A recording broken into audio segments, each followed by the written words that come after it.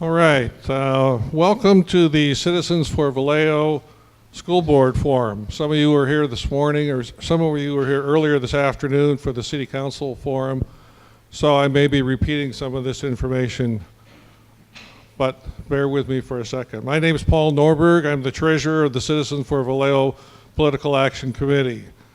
This committee was established in 2010 by Vallejo residents who want to ensure that candidates and incumbents demonstrate leadership qualities that advance the city of Vallejo. If time permits, we will take pre-selected questions from the audience. If you haven't filled out a card and would like to ask a question, please raise your hand and we'll give you a card.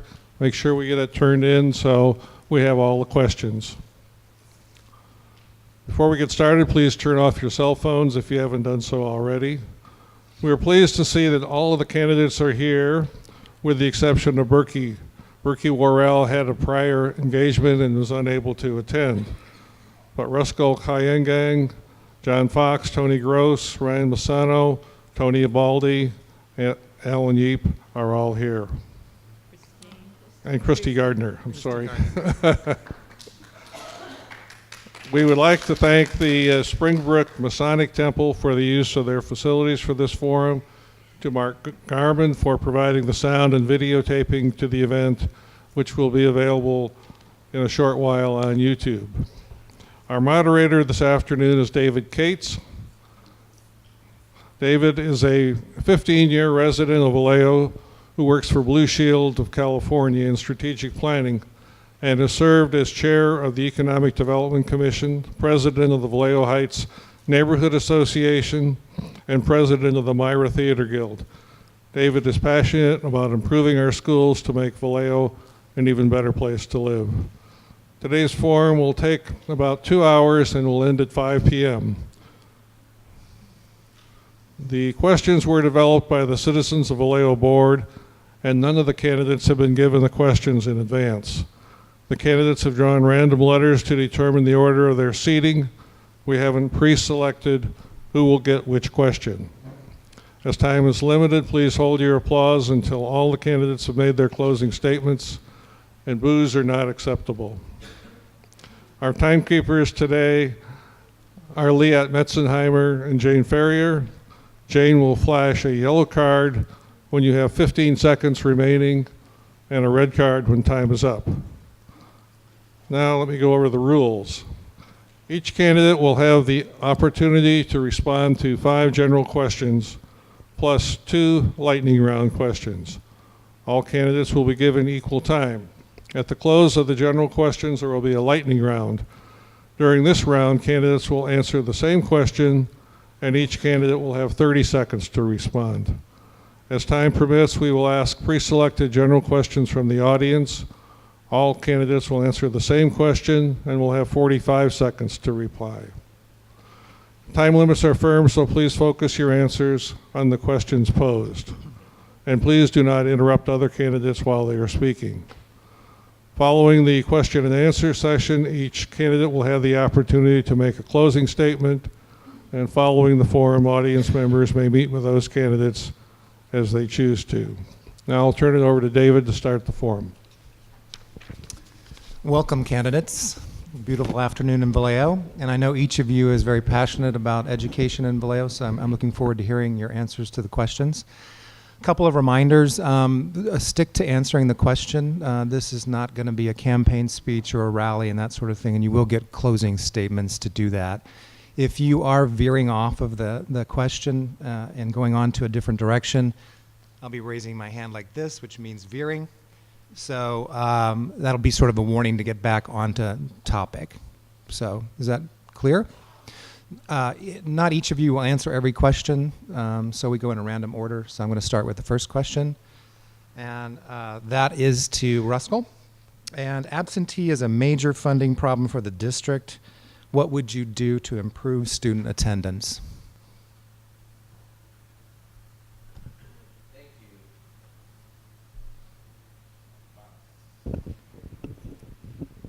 Thank you. First, thank you to the organizers for this forum, and thank you for being here this afternoon. What we need to do is recognize this school district has the second highest in absenteeism in the entire state, according to the state data. And what we need to do is, one, bring back what is called attendance monitors and staff. We used to have this in the district. Other districts will visit students' homes to check on them. We need to make sure and find out why they're not attending our schools and ensure they get to our school. It costs the school district hundreds of dollars, if not thousands of dollars, per student. And if we can improve our attendance rate by 1%, it'll bring in an extra $1 million into the school district. And two, we need to cut consulting costs. We spent almost $16 million on consultants. We need to invest that in our employees, especially our teachers and classified. Starting our school year off with permanent teachers with 0 vacancies district-wide would encourage students to, I think, come to school. Thank you. Same question to Alan. Hi, Dr. Schelsel and I actually found the data back in December 2017 that a district of our size was number 2 in chronic student absenteeism. I think one, we have to recognize that students aren't arriving to school for a variety of reasons. The district does not have a transportation plan per se. Maybe we should look at bringing back buses so students can actually get to school on time. 2, teachers also need to come to school. We found out that substitute costs the district $2.5 million a year because teachers were taking off Mondays and Fridays. How can we expect students to come to schools when they don't have teachers there as well? Currently, we're missing about 22 or 24 teachers at the various school sites in Vallejo. So leadership needs to address the teacher problem as well as the student absenteeism problem. And then lastly, we have been speaking with Judge Dan Healy of Solano County. He and Sergeant Jay Garrett are more than happy to help rectify the absenteeism problem by issuing truant tickets. He's not looking to fine parents or put children in jail. What he wants to do is maybe use the court of law to figure out what he can do to help these children come to school on time and show up every day. Thank you. Same question to Tony. Thank you very much. Thank you for having us this afternoon. The question of absenteeism has to come from an acknowledgement that one cannot move in that direction unless there's home and school partnership. It takes the classroom and it takes the home to make it happen. We need to have a greater understanding of the consequences of what happens when absenteeism does take place, that impacts our ADA. Kids will not be able to be enriched by the programs that we have if we do not have the resources. And that's where the money is coming from, through ADA. It also impacts their academic success. Therefore, we need to have greater orientation from the district to parents, what the impact that it would have, the negative impact that it would have if the kids do not show up to school. We need to create a lower tolerance for accepting absenteeism and tardiness. We need to create a policy that everyone is very clear that if one does not attend school or tardy at school, that there would be definite consequences. I'm not in favor of putting them in jail. That would be very extreme. And I would not in any way even discuss that possibility. The support of the staff is also very important. In the past, we have not honored them and respected them, and so the lack of affirmation was absent. That is now changing. We have greater support and respect and honor of our classroom teacher, and so with the staff. With that in mind, that is, I think, the most important discussion or dialogue needs to take between the school and the home. Thank you. So I just wanted to focus on the funding issue because part of the question was funding, so and how absenteeism adversely affects funding. So Tony, same question to you. Limit your question to absenteeism and how that affects funding for the school district. Okay, so David, say the question again for me. Read the question for me. So absentee is a major funding problem for the district. What would you do to improve student attendance? Okay. Absenteeism is a major problem in all districts, and I think what you have to look at is the systemic reason why absenteeism is even there. Like anything else, students, adults, and we vote with our feet. If we find that something, for whatever reason, is not amenable for us, then we may be reluctant to go. I think in terms of our district having an absenteeism problem, we need to look at all those avenues that create a negative experience that kids have that keep them away from school. It could be poverty, it could be personal reasons, it's many different things. Like it was said before, students, the absenteeism causes millions of dollars of loss in our school district. So it behooves us to be very good, very efficient about finding out what are those things that we need to look at or to eliminate so that students find school and students find education a pleasing thing for them to come toward. I can't stress how much that if you enjoy something, you will be there. If we show them that education is something that is definitely important for their life, not only currently, but will give them the opportunities to be whoever they want to be, and also show the community that an educated younger population is beneficial for all of us in Vallejo. When we get to that type of philosophy, then I think we can kind of minimize the effect of absenteeism. Because again, like it was said, it is costing us millions of dollars. Thank you. Okay, John, same question pertaining to funding of the district. How would you improve absenteeism? First, thank you for hosting this event, and thank you all for being here this afternoon. As a teacher, I take attendance every day. And to do that, you want your children to want to be there. My third graders want to be in my class every day. Why? Because I make it exciting. I make it meaningful. I have purpose for them to belong to the school. You have to have schools that have a culture so that students want to belong and come every day. There's so many things going on in our young people's lives and in their homes. Until we find out what's going on in their homes and build that relationship, we won't know what's keeping them from coming to school. But through our ASPs and through other staff, teachers, they can make that phone call or do home visits like I've done. Go find out firsthand, why are you not coming to school? Oh, it's transportation. Okay, well, we can arrange this with a carpool. Oh, you've been sick a lot. Or, oh, you have dental issues. Let's find a dental program for you. Or let's find a way for you to get to the doctor so we can get you to school. Or maybe the parents don't realize how important it is for their child to be at school. So you need to involve them. You need to get them in the schools to show them, we need your child here every day. And these are the reasons, X, Y, and Z, for them to be successful in their future. If they miss school, they're missing critical subjects and standards every day that's supposed to scaffold and build upon each other. As far as the funding, it's enormous. We lose so much when kids are not in school. But we're not talking about another issue, independent studies. As a teacher, I write many independent studies every year.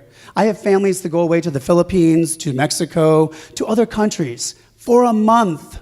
When I get it, I cringe. I'm like, oh, I don't want you gone for a month. But I put the homework together. I put all the work together. And as long as they bring it back, they get the attendance, and we get the ADA. Thank you. Great. Thank you for your answers to the question number one. We are on to question number two now. As you know, the school board voted to place Measure S, which is a $194 million bond measure, on the 2018 ballot this year.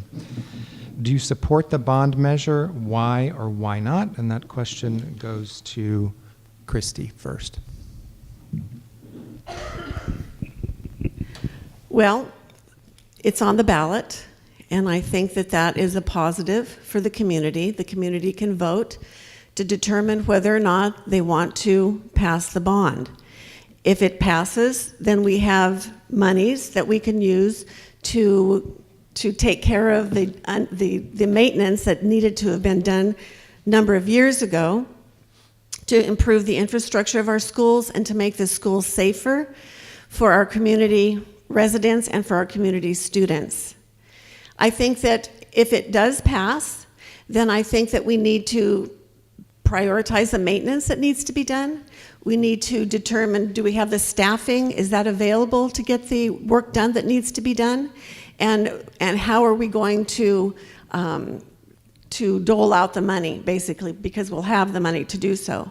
But if the bond does not pass, I think we need to address the issues and how we're going to get funding to improve the infrastructure of the schools, because it desperately needs to be improved. The schools are crumbling around us. There's one, the charter school in town that is also participating in the bond. Those facilities are, actually, it's an embarrassment. They're so bad. And there are other school sites where there are holes in the ceiling. All of that needs to be completed and finished. So if the bond does not pass, we're going to have to find out where we can get the money in order to fix what needs to be fixed. So we're going to have to look at other options. We're going to have to look at the waste that is being spent currently in the district and take some of those funds away from maybe some of the consultants that we pay for to put the money where it's actually needed, in classrooms to make them safer for the community and the students. Thank you. Thank you. Tony, same question. Did you want me to repeat the question? Which, Tony Gross. okay. Sorry. No, do I support the bond issue, right?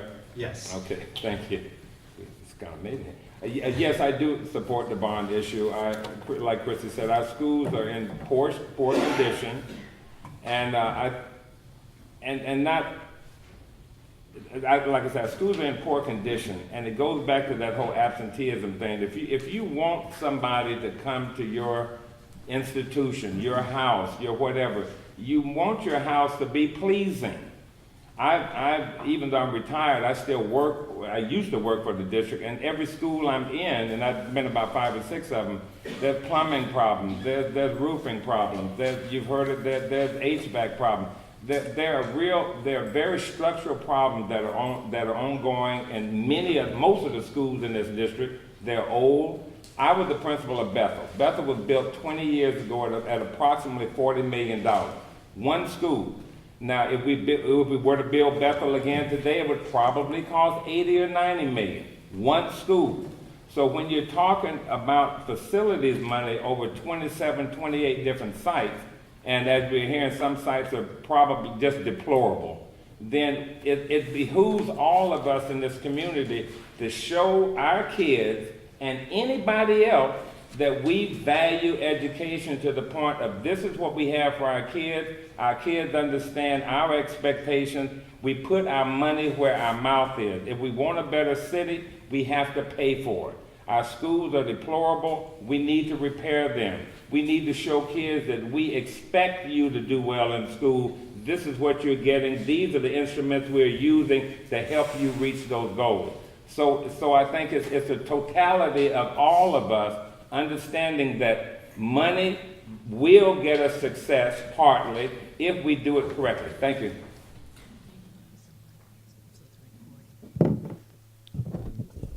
So do you have mics up there? I think we should be using the mics as we respond, but that's okay. I'm an old principal, so I'm loud. Some people I can hear you, but apparently for the recording, we just need to get the mics used. So Ryan, same question. Do you support the bond measure or not? Thank you for that question, and thank you for those who have come out as well. Apathy is one of my biggest opponents in this election, so I thank you for those of you who have come out. As far as the bond is concerned, there's a number of issues that have to be approached for that. As many know, in the 1990s, our school district had around 20,000 children. We're down to 20,000. We can't just magically make up money when the kids to deserve that money simply don't exist anymore. The birth rate is a part of that, so society has to become involved. we were started with a low government, small government, low taxes, low regulation. So this is part of this issue when we're confronting it. The taxpayers aren't going to be fond of continually throwing money at a problem. Right now, we've found that we have a hard time doing well with the money that we currently have. Ordinarily, in the employment world that I work in, if you don't do a good job, you do not get a pay raise. And they do not really care about your situation, how you might be homeless. You have a job to do, you have to do it, and then you demand a raise. So I know that's very controversial. However, I think the community has to improve what's happening as well, because we have from 1955 through 1960, we had a birth rate of 3.7 per woman. We currently are at 1.7. So we're going to have two ways to go about this. We can't just magically change this. Either we're going to go along with global warming and climate change and overpopulation and not have any kids and expand our government to tremendous proportions, or we're going to go back to the formula we had when our schools actually functioned in the 40s, 50s, and 60s, and we're going to go back to that dynamic. Now that is something that the community needs to decide upon.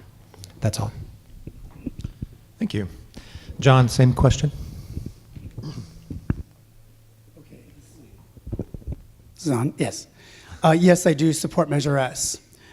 Measure S will help with our schools. We have not had a bond in our district for 21 years that has passed. 21 years. In your house, would you neglect your house for 21 years? Would you go to work every day, wherever you work, if the ceiling was leaking and expect to produce results and standards? Would you be able to go to work where the temperature is either too hot or too cold and you can't focus on your work? Well, how can you expect that of children? How can you expect that of parents that want to move into Vallejo to put their children to facilities that are leaking roofs, the HVAC doesn't work, the tiles on the floor are coming up, people are taping them because they won't stay? I've been through a bond. My second year of teaching, a bond passed where I work. It was night and day, extremely night and day. Beforehand, it was so hot, I had so many fans going. With all the fans going, they couldn't hear me teach. I couldn't hear them. After the bond, it was like we were in heaven. We were able to do our job. I was able to teach, the children were able to learn because of the environment. The environment in our Vallejo schools need to be fixed. People are saying, oh, well, we'll find other places to find money. I would love to know where those places are. There's no rocks that I know of that have money underneath them. We are at a budget deficit this year of $12 to $13 million. So where do you propose to get that money from? When we are here to serve our children, then that's what we need to do. Our city needs to pass a bond. If you look at Benicia, Napa, American Canyon, Fairfield, on average, every 5 years they do a bond. Sorry, but shame on us. If schools are important and children are important, you need to take care of your schools. Housing prices will come up with that because they'll show you care. And our students deserve to know we care. Thank you. Thank you. Ruskell, same question.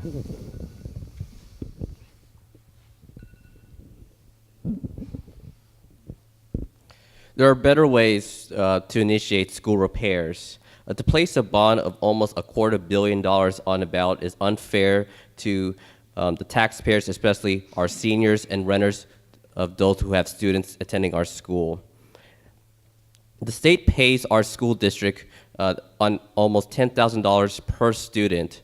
In the last 18 years, if you look at the data, we lost 8,000 students, yet our facilities would hold 20,000 students had we not had that loss to this day.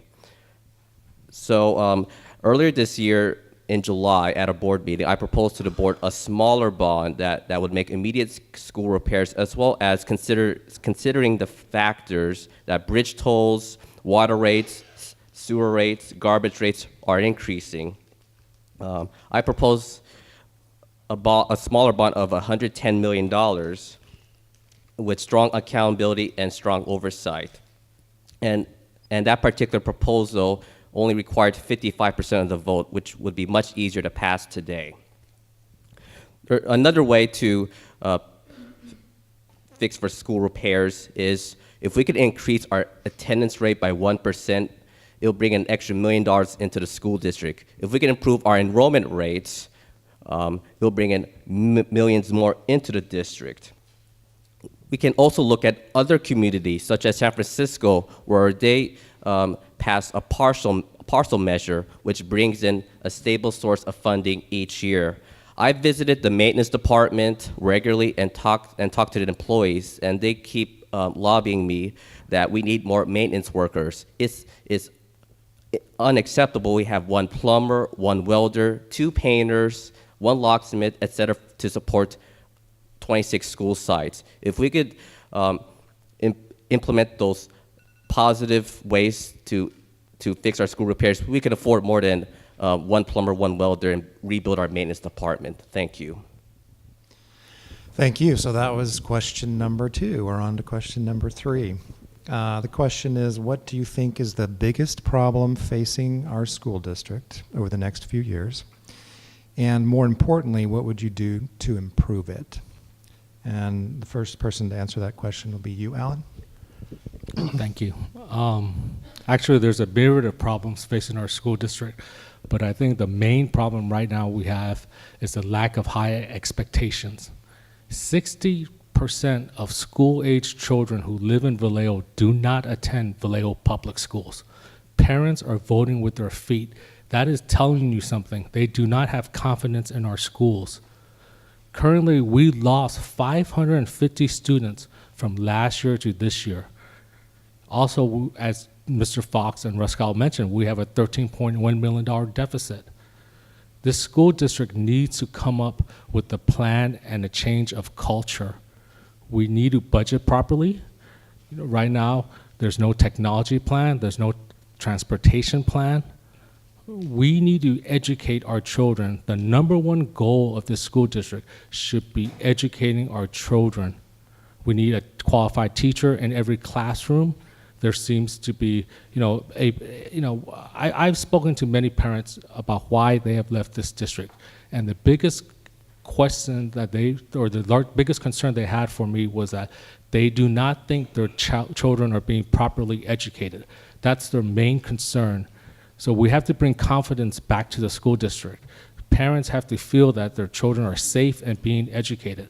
These aren't my numbers. These are the district's numbers. If we continue to lose 500 students a year, this district will have less than 10,000 students a year. So we need to bring confidence back to this district. And so the biggest problem there is, you mentioned several problems, but focus on the biggest one that you think. I think it's a lack of high expectations. Lack of high expectations. And then how are you going to get to that?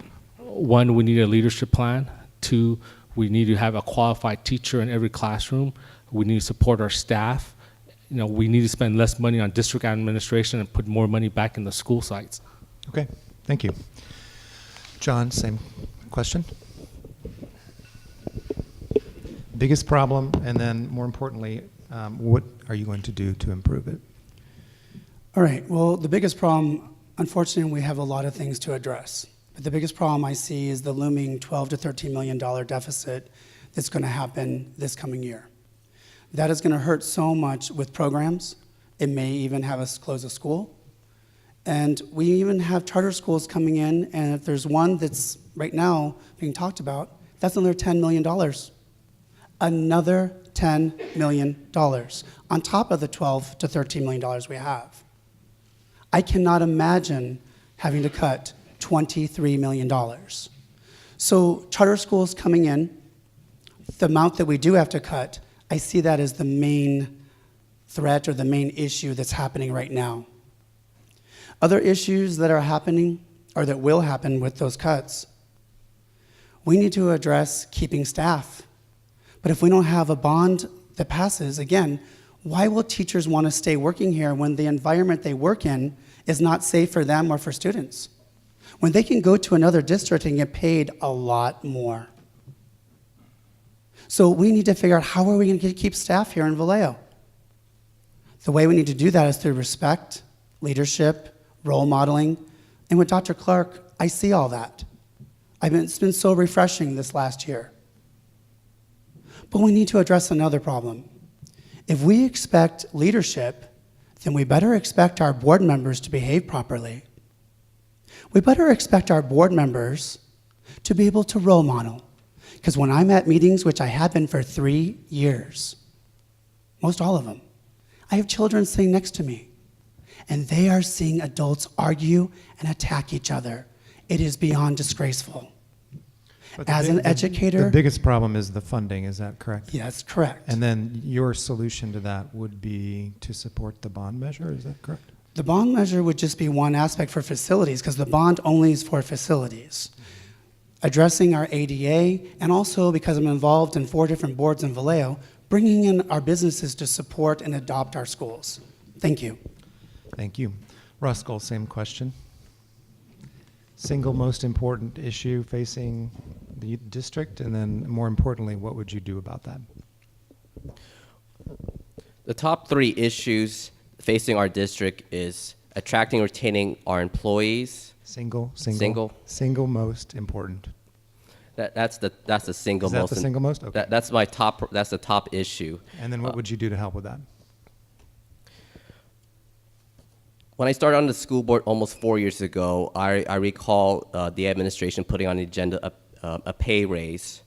When I saw the fiscal impact to the district, $1 million, I was the lone board member that voted against it because I recognize we need to pay our teachers and our classified staff better to improve attracting and retaining employees. And since then, I've been consistent not to rubber stamp management pay raises. We also need to cut consultant costs. As I mentioned earlier, we spent almost $16 million in consultants. I have a track record of not rubber stamping some consultant contracts.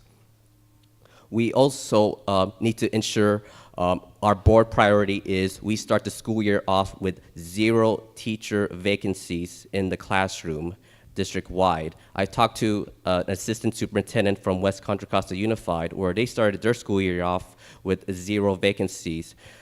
Having qualified teachers in the classroom, 0 vacancies will help ensure safety in the classroom, as well as encourage, create stability for our students. They don't have to worry about revolving subs. That's the issue that they're facing. What mechanism? What's the solution there? So, retention is the primary focus for your answer. What is a mechanism for a solution there? What would you suggest? One, the board needs to make it as a number 1 goal when it holds its goal-setting meeting, and 2, we need to direct the superintendent to come up with an action plan, as well as have the board cut out some consultants and cut management costs and invest it in our employees. Okay, great. Thank you. Ryan, same question. Single most issue facing the school district, and then more importantly, what would you do about it? Well, there's actually 2 stories that I could tell to answer that. And the first one is Harry and Sally were both going to the fair every single year. And every single year, Harry asked Sally, can I ride the helicopter? And every single year, Sally said no, because it's $50. And finally, Harry said, well, you know, we've been coming so many times, I might not have this opportunity anymore. I'd really like to ride the helicopter. The helicopter operator happened to overhear him and said, I'll let you do it on the condition that you make no sounds. So they did, and the helicopter rider was given an absolutely crazy ride and heard no sounds. And when they actually landed, Harry stepped out and said, I was going to say something when Sally fell out, but $50 is $50. And how that relates to our school system is that basically we cannot be looking at money all the time, that life is more important than that. And our birth rate, as I mentioned before, needs to improve. So the second thing is, how are we going to increase that? And I'm going to forego the second issue or second story, because what we have to look at is what happened from the 1940s or so when our schools performed well until today. We have to take our eyes off the money. We have to look at why in 1912 were students able to take a test and do far better on an 8th grade exam than college graduates do today. Why is it that we pay on average $13,000 per student in California, and we have people who homeschool? I know of one personally, 2 children with learning disabilities for $1,000. So what is the single most issue? The single most issue is the financial issues that we are facing and how to deal with those. So the school district's budget finances? And then what would you do to improve that So situation? what we're going to need to do, and this cannot simply be just us, this has to be a community effort. So if we want the exact same results as the communities had in the past, we need to figure out what were they doing at that time and apply it until today. And that's a very lengthy conversation, which we cannot possibly hope to answer in 2 minutes. But it is on my website.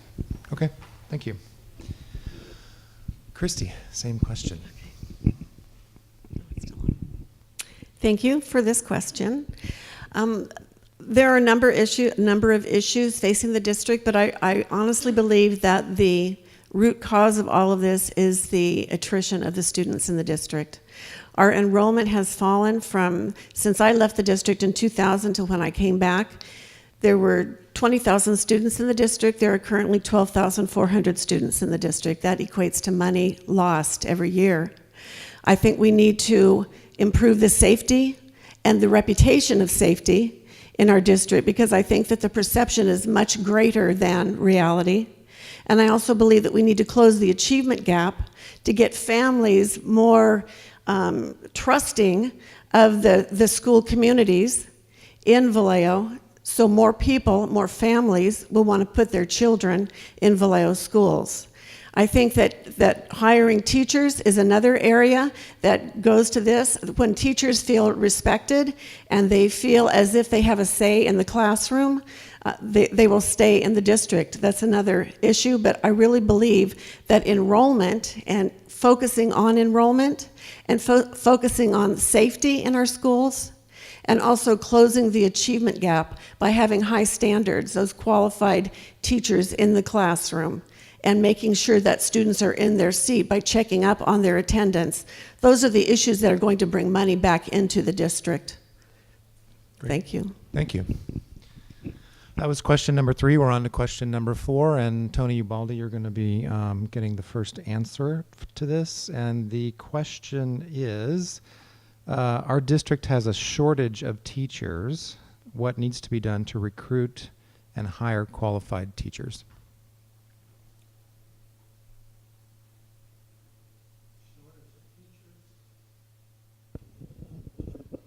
Yeah, and then what needs to be done to recruit and hire qualified teachers? One of the toughest things we have, and it's changing, is the recruitment of teachers because of how historically how we have mistreated our teacher.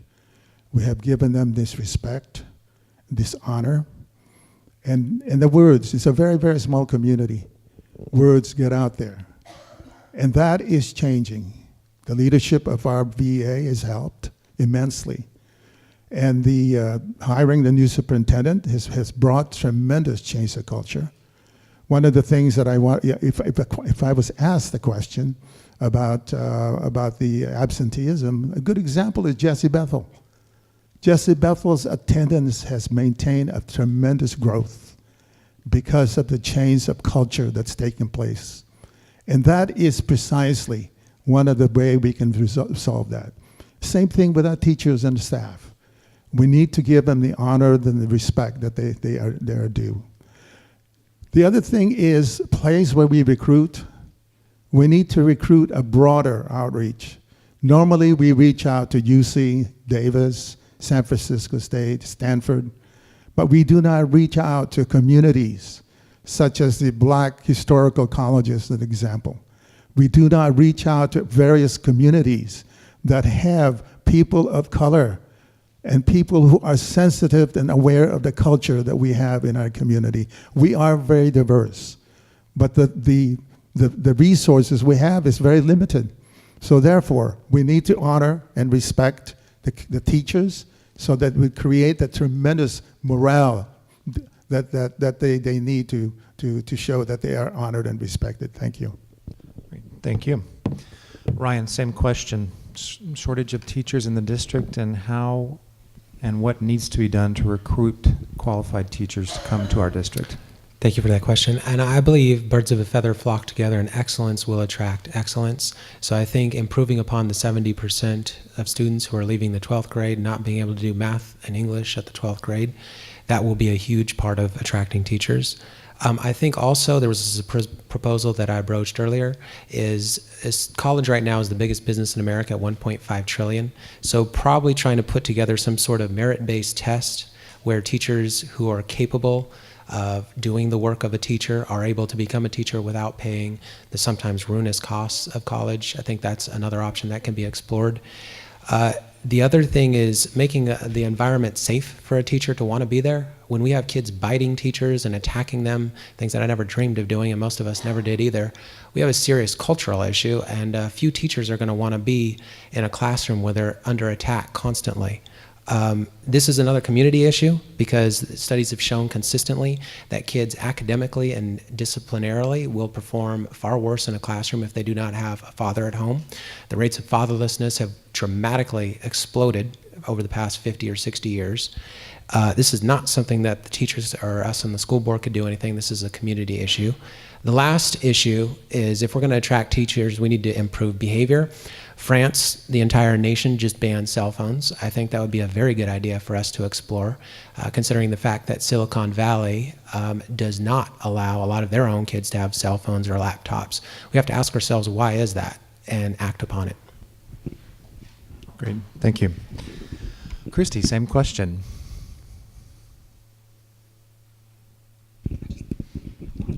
I think that there are a number of things that we can do to attract teachers. I think that we need to, well, I know we need to start the process earlier in recruiting teachers. We need to go to not only the state colleges, but perhaps form partnerships with out-of-state colleges who doesn't want to move to California, and then maybe provide incentives for teachers to come here and then help them get their California certification. Once we get our teachers, I think that we need to support them. I think that we need to pair a new teacher with an experienced teacher so they don't feel as if they're alone when they are working on campus. It's a lonely feeling your first years of teaching when you don't have a partner, particularly if you teach a subject that no one else teaches. I think that those are some of the things that we can do. There are incredible teachers that we have here in Vallejo, and I think that when you pair them with a new teacher, it helps bring their strengths up. We also need to provide staff development and continual staff development for the teachers that we do have. It's my understanding that there was just a new bill that was passed that is allowing some community colleges to clear credentials or to get your 5th year, your teaching credential from a community college. So we should look into this and see if we can partner with Solano College, if they should be one of the colleges. It's for counties that do not have a way to get your teaching credential, and some people in the community who may want to teach. Teaching was my second career. Could come in and we could support them and having them go their 5th year to get their teaching credential. There are many ways that we need to look at. I think we just need to look outside of the box and not just do the same old thing year after year after year and come up short at the very beginning of the year, because it's critical to start the year with a teacher in the classroom. Thank you.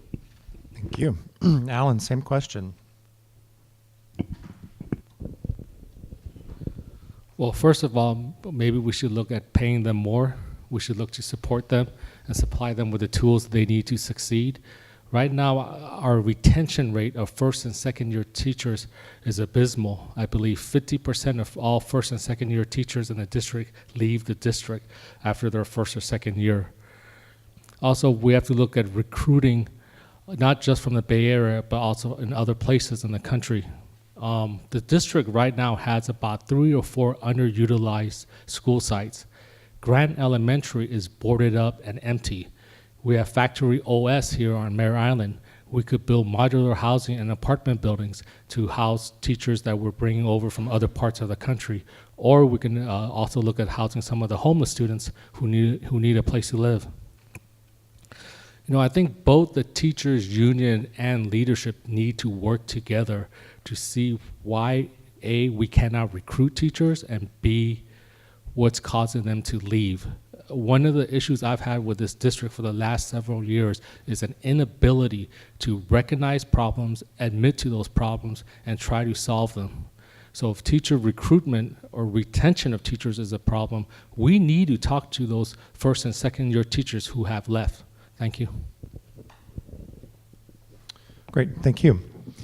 Tony Gross, same question. How would you hire, recruit, retain teachers in the district?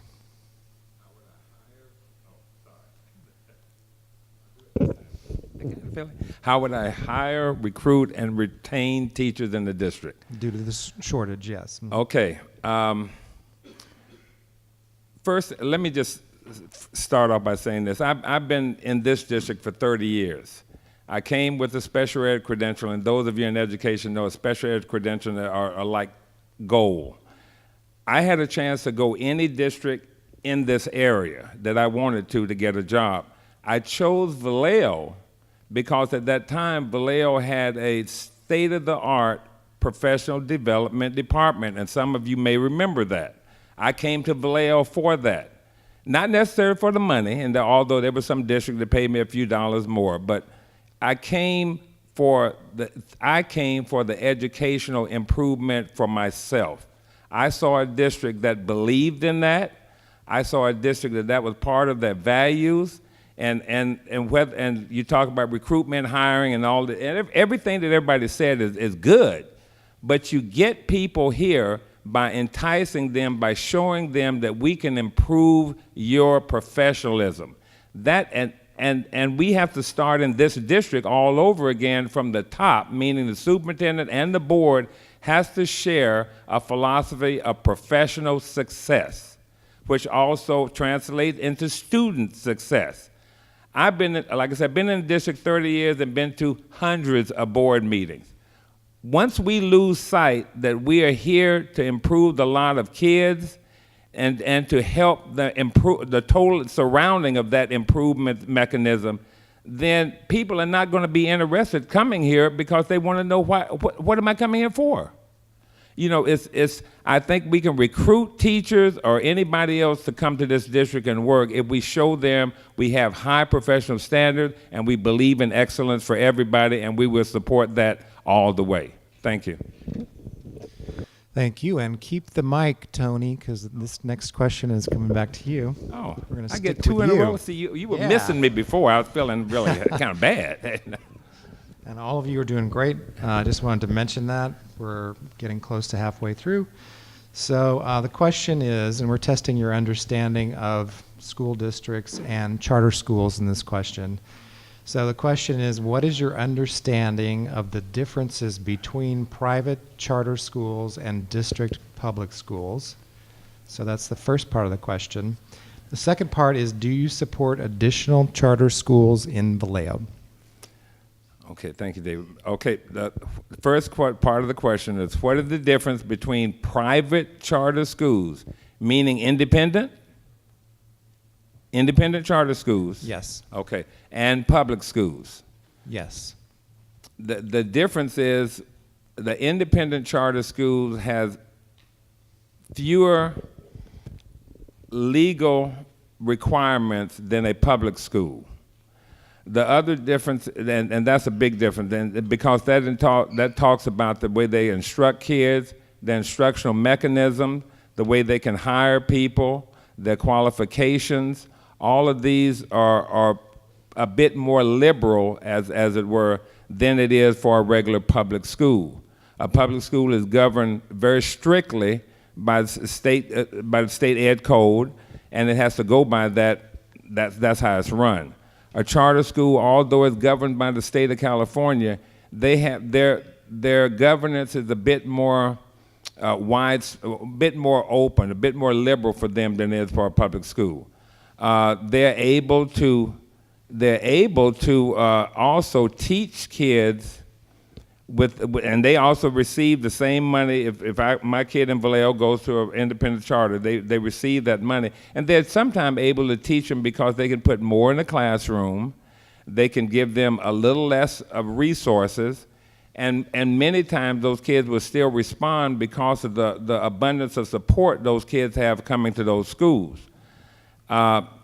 So those are the major differences between that and the public school. In a public school, as the word said, we are public. Every kid in the school has a constitutional right to come, and we have to serve every need no matter what that is. Oh, sorry. And then Thank you. the last part of the question is, do you support additional charter schools in Vallejo? Do I get the time? Yes or no? Oh, Yes yes. or no? Wait, I'm sorry. Say it again. Yes or no? Do I support? Additional charter schools? No. No. Thank you. Tony Ubaldi, same question. So 2 parts, differences between private charter schools and district schools. So we're testing your knowledge on that. And then also, do you support additional charter schools in Vallejo? Yeah, it's called independent charter or dependent charter. Independent charter is private. Dependent is depending on they are part of the school district. Okay, that's the clarification. And the independent charter is they are freer and have greater autonomy. They differ in governance. They are very selective about their students. Here, our dependent charter, we have to select whoever comes to us, whereby the independent one, they could be very selective. They don't have to take, usually what happens, they don't take foster kids. They don't take many disabled kids. And they're very, very selective, make sure, because they're concerned about the rating. They're concerned about their successful graduation rate and all that. So they take the cream of the crop in many ways. Now, the other one is additional charter. No way. Okay. Charter school here will break us and just hurt our public school. To me, public school is the heartbed and the soul of democracy. And when you threaten that by charter school, it weakens that. It weakens our community. It weakens our society. It weakens our nation. Thank you. Thank you. John, same question. The differences, and then do you support additional charter schools? Thank you. All right, so the difference is you were saying private, but dependent and independent. Dependent is dependent upon the district. Independent is a outside source, like an LLC, like Rocket Ship that just came in a few months ago that wanted to open up charter school in Vallejo. So it first got denied at the school board level. Then they appeal to the county level, and they got denied there, and then they go on to the state level. So independents start their appeal. They start with this local district, local school district, and they discuss their programs, and like a lot was already been said about that. They do take students from what they're looking for. For instance, certain ethnicity or they, again, like Dr. Baldi said, they skim off a certain population of the students. And what's sad about that, what's really sad, is they leave or take away the diversity in our schools.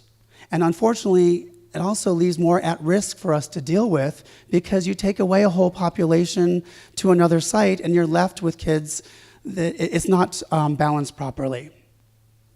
Also, what hasn't been talked about is a lot of the independent charter schools, they also do not have the resources to do just that. With our special needs students, and they don't deal with behavior, they can kick out a student. But they already get to keep our ADA. But they can send the student back to us, and we have to take them back. So that's a very hard situation that they have all these ways they can get out of dealing with students, whereas in public school, we deal with the whole student. Behavior, if you have a learning disability, whatever the case may be. So I do not support having more charters in Vallejo, and I'm really nervous about one that's actually in the books right now. Could take away, like I said, $10 million more from Vallejo, from our programs which we have. I'm a public school teacher, I have been for 21 years, and I only support public education. I feel we can do just enough better job than charters. Thank you. All right, thank you. Ruskell, same question.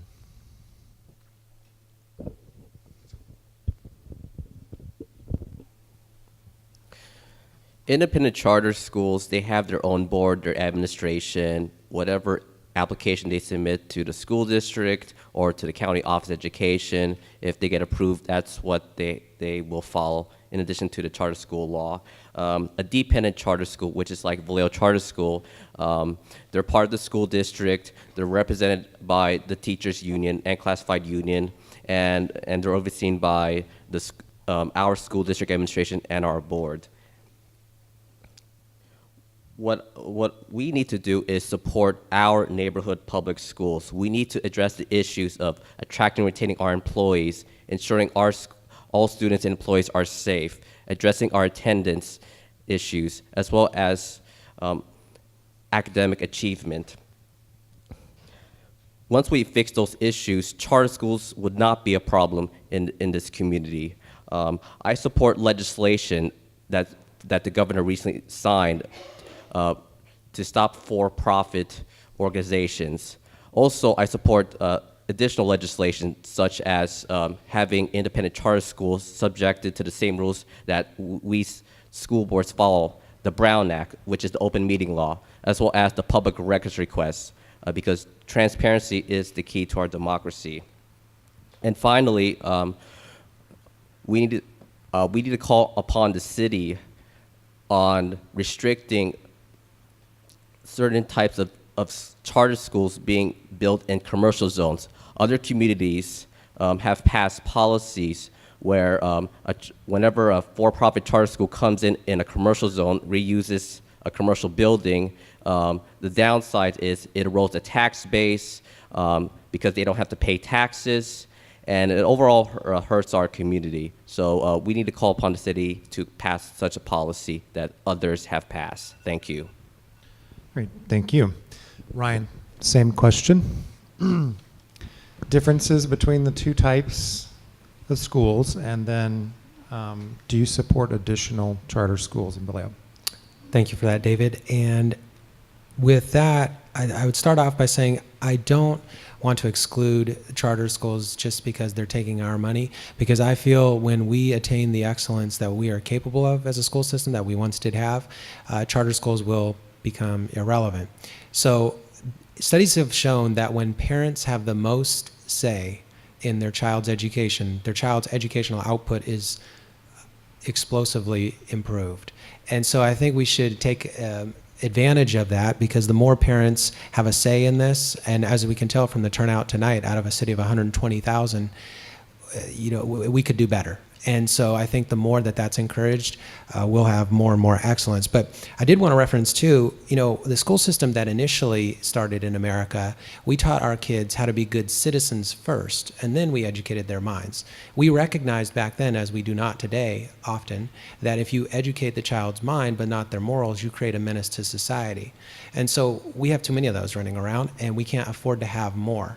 So when it comes to this, I think if we are going to focus upon increasing going back to the values that worked back in the past and increasing our excellence, then the need for the charter schools will go down substantially. The last point is, historically, looking at Harvard, Yale, all the Ivy League schools, it would be extremely important to go back to their advents and go see exactly what they taught their students. Because there's a very interesting story involved there, and we're not going to find it on Google. So make sure, go find that out, because it's extremely important for all of us. We once had academic bastions that are no longer that way. And I want to make sure you get to the second part, which is, do you support additional charter schools in Vallejo or not? Yeah, and to that, I would say I do not support repressing a parent's choice to choose their child's education.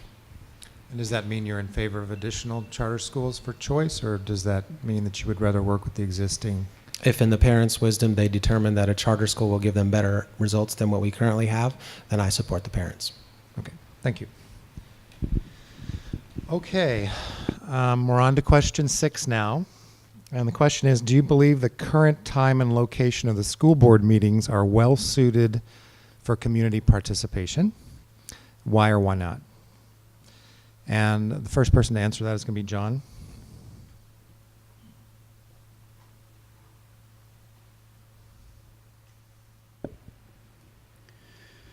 Okay, so we pay for the site on Walnut Avenue. We pay every month for that. But you're asking us about access for our families. There were, over the years I've attended the school board meetings, we have held them at other locations occasionally, once at City Hall.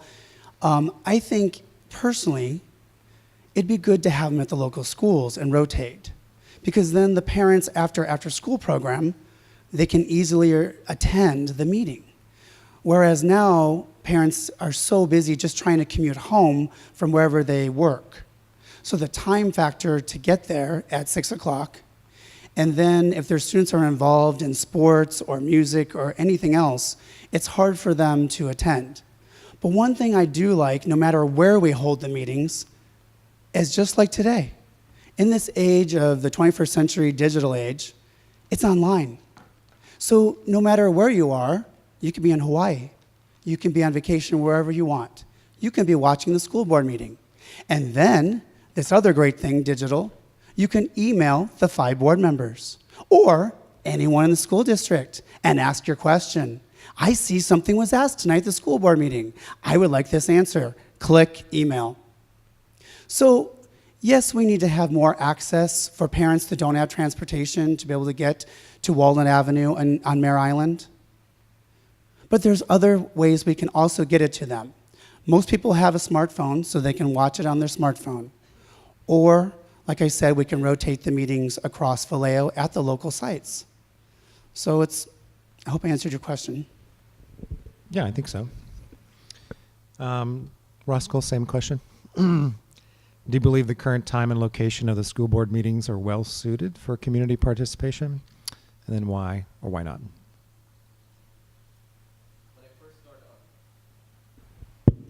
When I first started on the school board almost 4 years ago, the school board meeting closed session started at 4 and the public session started at 5. We finally changed the meeting time in December 2016 to start our public session at 6, at least to be more convenient. However, we could do better. I believe we could start our school board meetings after 6. Other school districts around the area start theirs at 6:30 or 7. In addition, when I was serving as school board president, I worked with the previous superintendent, Dr. Steve Goldstone, along with the board to have our meetings held at City Hall. We held it not just once, but also twice at City Hall. And I recall we had more people show up, and it was a much bigger venue, which effectively conducted business. So we could hold it at City Hall. Also, we need to hold our school board meetings, especially when we have goal-setting meetings, when we set the goals for the board and the district for the next year. We need to hold it on a Saturday at a school site because most working people are available, and we need to hold it at their time and convenience to invite input because we the school board, we as your elected representatives want to hear from you. It's all about open government, and the school board can take that input and put it into a measurable plan. Also, we need to have our school board meetings posted on YouTube. Currently, it's hosted on this Ustream website, which not a lot of people are aware of it. Other school districts utilize YouTube. They post a full meeting on YouTube. That's what needs to happen because sometimes, as mentioned earlier, we're in a digital world. Thank you. Thank you. Alan, same question. Well suited to community participation, time and location, why or why not? I would like to see the school board meetings move to somewhere else in Vallejo. Mare Island is too hard to get to for many parents who don't have transportation. One, I think holding it at 6:30 or 7 for the working parents would be helpful. Two, let's look at moving it centrally to Vallejo, like the city council chambers, or Vallejo High has a large auditorium. We could hold it there. And I think the other thing, we all talked about this, about holding these forums online and hosting it on YouTube. I think the way the meetings are organized needs to be changed as well. You know, we have a $13 million structural deficit, yet the budget item is the last item on every school board meeting. It's one of the biggest problems the school district is facing, but we hold it to the very end. I think if we, I've been studying other school districts. Long Beach actually holds a special school board meeting just for their finances and budget items. I think we could do that as well. We can call a budget meeting and hold it at Vallejo High's auditorium, hold it at 7 o'clock. I hope I answered your questions. You did. Thank you. Christy, same question. I agree with Alan and Ruskell. I believe that the meetings should start later to allow parents to get home from commuting to San Francisco or Sacramento or wherever they commute. 7 o'clock is a better time frame. I believe that they should be held at either centrally located in the community in Vallejo, perhaps in the chambers, or else at the various school sites. And many times there are, depending upon what's on the agenda for the evening, it could be, if there's a particular school that is highlighted on the agenda, perhaps then the meeting could be held at that particular location to include the parents that would be directly involved in whatever the agenda item is. So, but I do believe that more parents would attend if it were held at the community schools or else centrally located and at a time that is more convenient for everyone in the community. 6 o'clock is way too early if you are commuting. I used to commute to Sacramento. I would never get home at 6. Thank you. Thank you. Tony Ubaldi, same question. Thank you for that question. One advantages of being an incumbent is that we have seen this process. We have experimented. We have looked at all kinds of options, and it keeps coming back to the same thing. We have had school meetings, other schools. Do you have more parents show up? No. And you change the time, do you have more parents show up? No. And so we're caught, between a rock and a hard place. But we have had several times when we try to accommodate as many parents as possible. And then you change the time also. We need to think about our staff. Our staff starts, at 6 o'clock in the morning, and many of them are 7 o'clock. And then you have to have them stay till midnight. We need to be considerate of our staff, not just the parents. But it's very important that we have all the participation. And but that's what I know, that we have experimented and it did not work. Thank you. Thank you. So that was question 6, and we're on to question 7. This question has to do with the $12 million deficit that the district is facing. And what would you do if you got onto the school board to address this problem? And the first person to answer the question is going to be Ryan. $12 million, how would you fix that? Having no experience in the school district as an actual teacher or administrator, as many of my colleagues have, I'm probably the most challenged to ask this question to. However, there is going to be a money shortfall that we're looking at. It can be overcome, and a lot of the issues that I discussed earlier are going to go into that. This shortfall is due to the lack of students that we have in the school system. So the community is going to be reluctant to do a bond or to put more money at this. What we have to do is, it was mentioned before about the $16 million we're paying for consultants. We are going to have to take a look at teachers' salaries and what people are making and make some very crucial calls. They're going to be tough ones. When a baseball team or a football team or a basketball team does not do well, the manager gets fired. What we need to have is accountability with teachers' performance as well. We need to link their performance, their students' test scores in English and math, we need to link that with their pay somehow. Because as it currently stands in Vallejo and in other school districts, is unlike in the business environment where if you don't work, you don't have a job. You can have a teacher who's doing mediocre, and you could have a fantastic teacher, and both, after 25 years, will be getting exactly the same. So with that sort of system, I suspect that is going to discourage initiative. It's going to discourage the kind of effort that's going to make our system excellent. And somehow, some way, there needs to be a coordination with the union. I'm sure it's possible. Where there's a will, there's a way. To ensure that those individuals who are deserving of rewards for their excellent efforts are indeed given those rewards. Because I think if we limit it to say that everybody is the same, gets paid the exact same no matter what your performance is, that in communist countries and socialist countries and in every entity, it's going to discourage excellence. So it can be done. We're just going to have to be very attentive to the costs that we're paying out and exactly what results we're getting from them. Thank you. Thank you. Christy, same question. I'm going to refine it a little bit. So $12 million, how would you close that gap? Specifically, maybe the top 3 things that you would address to close that gap. Okay. Number one, look at the waste in the district. We would need to look at where all the money is going and what are the important things or the critical things that we need to pull back on, that we absolutely need, that we can spend the money for that. If there are consultants that we are hiring and we see no value to what they're doing, or there's no way to determine the value of what they're bringing to the district, we might not need to look at cutting those consultant funds. In addition to that, we have a wealth of experience at the district. There are many teachers that could probably be trained to put on many of the staff developments that some of the consultants have been charged with doing. We need to look at different ways of spending the money that we do have. We need to do a complete staff analysis. What are the critical positions? We want, if there are any cuts to be made, because human resources is the number one, that's where we spend the most money, basically. We need to cut positions as far away from the classroom as possible, and also to maintain the safety of the institution.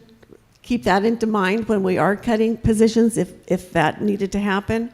We need to be able to look at programs where we could get students back into their seats, because absenteeism is a big problem. When kids aren't in school, we don't get funded for them. So there are programs out there that we can utilize in order to get students back into their seats. Many of these are home visitations at the very beginning of the school year to determine why students aren't attending school. That is a critical piece, and there could be measures that we could take to assist a family in getting their children back into a classroom if we find that is one of the reasons why if we have a solution to the problem. But those are the 3 areas, basically. Great, thank you. Tony Gross, same question. My turn. Yeah. So $12 million, what are basically, you can go on more than 3 things that you would do, but try to hit your top 3 that you would do to address the short-term deficit. Thank you, David. Sure. $12 million is quite significant in our district. But as a teacher, I would use that as a real educational point to show the community, number one, how disastrous that is. And the bigger thing is, with strong leadership in the district and experience, which I think I bring, I look at, you have to have a very collaborative approach in looking at the budget. I think you have to go very public with it. You have to explain to the community what the budget is, where money is going, what's going to happen to it. People need to know. I've heard for weeks now about people have distrust about how the district spends money and this, that, and that. A lot of that is because it's done in a situation where maybe not enough information is given to the public. So a couple of things. You're looking at a $12 or $13 million deficit. You do stay away from the classroom with that, and I think those are bench parameters that you have to set as a group. You have to include all the major stakeholders in public education. That's very, very important. Everybody has a say-so in what happens, because everybody's going to suffer. Everybody's going to take a hit to help balance that budget. We've seen it on the congressional side. We've seen it nationally. We've seen it statewide. Now we've seen it through our city. And so it's no surprise that it's hitting a public entity like a school district. I think that we just have to be very forthright in how we explain it and how we gather information, and be very careful to make sure that kids are not directly affected. Thank you. Thank you. Tony Baldi, same question. $12 million, top 3 things you would do to address that if you were on the board. Yeah, good questions. Number 1, no more charter schools, because that will have tremendous impact and a reduction of funds for our school district. Number two, let's look at the facilities. If we really need to cut that much, let's look at the facilities and the potential closures. Number three, I would not in any way cut any funds from the classrooms or for the students. And look at the other outside, the resources that we have. Prop 90, that was billions of dollars supposed to come to our school district. What's happened? An added bill came up to say it will be conditional on the economy. So we need to look at Prop 90 and release the hostage. We are really held hostage because of the legislators, because they create the condition to release that money. We need to look at that carefully. The other thing is there are future plans. California School Board Association, whom I'm a board member, we're looking at in 2020, right now, for California is, per capita, is 44th place in the nation. 2020, CSBA is working on working that down to, or working that up to 25%. Right in the middle in 2 years. In 2025, we want to be the top 10. So we need to support legislative actions that's being led by CSBA. And CSBA is our friend. They lobby for us, and they work with us and enable us. So we need to look at those things. We just cannot look at it, right here in front of our noses. And look at recognize what is forthcoming and support the steps that enable us to erase that $12 million. Thank you. Thank you. Alan, same question. What would you do with a $12 million deficit? If you got on the board, the top three things you would do to address that. Let me just say that this district has a $140 million budget for 12,400 students. The money is there. We just don't budget it properly. So that would be the first thing I do. It's not just about cutting expenses. It's about figuring out what programs you can afford to keep. We need to start budgeting earlier.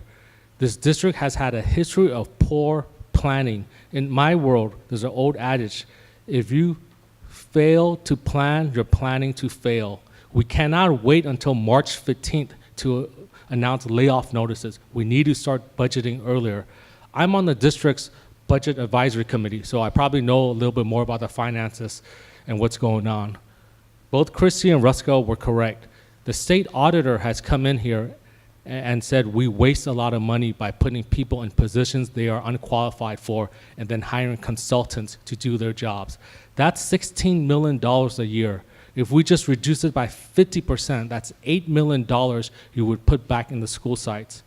Two, FICMAC, the state auditor again, came in and wrote a report on special ed where we misidentified 91 students and it cost us an extra $1 million in transportation costs because we wrote the IEPs, which stands for Individualized Education Plans, incorrectly.